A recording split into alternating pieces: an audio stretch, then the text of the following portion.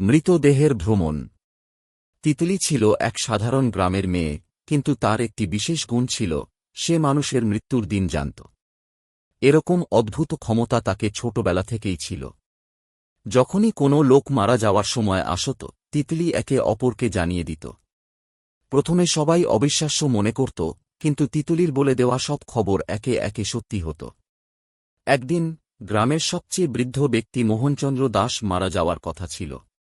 তিতলি বুঝতে পেরেছিল যে আজ রাতে তার মৃত্যু হবে। গ্রামবাসী তাকে খুবই ভালোবাসত, কিন্তু তিতলির জন্য এটি ছিল এক অদ্ভুত দিন।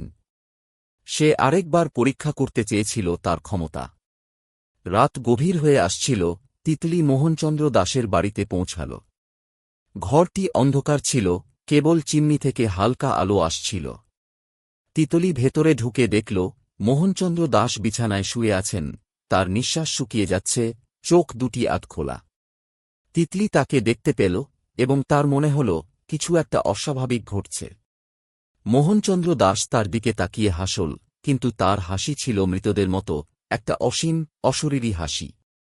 তিতলি, সে মৃদু কণ্ঠে বলল, তুমি কি জানো, মৃত্যুর পরও মানুষ কোথাও চলে যায় না? তিতলি ভয় পেয়ে গেল, কারণ মোহনচন্দ্র দাসের মুখের দিকে তাকালে তার চোখ দুটি আরও বেশি অন্ধকার হয়ে উঠছিল।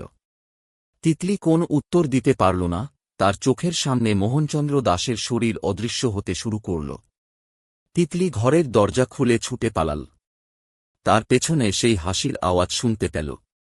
ফিরে তাকিয়ে দেখল, মোহনচন্দ্র দাসের মৃতদেহ মেঝে থেকে ভেসে উঠে আকাশের দিকে চলে যাচ্ছে, তার মুখে সেই অশরীরী হাসি। পরদিন গ্রামবাসীরা যখন এসে দেখল, মোহনচন্দ্র দাসের দেহ ঘরেই পড়েছিল, তিতলি জানত, এটা আর সারা পৃথিবীতে কখনো মনে হতে না পারে। মৃত্যু মানুষকে কোথাও নিয়ে যায় না, সে জানে না কোথায় যায়, কিন্তু মাঝে মাঝে মৃতরা জীবিতদের দিকে তাকিয়ে চলে যায়।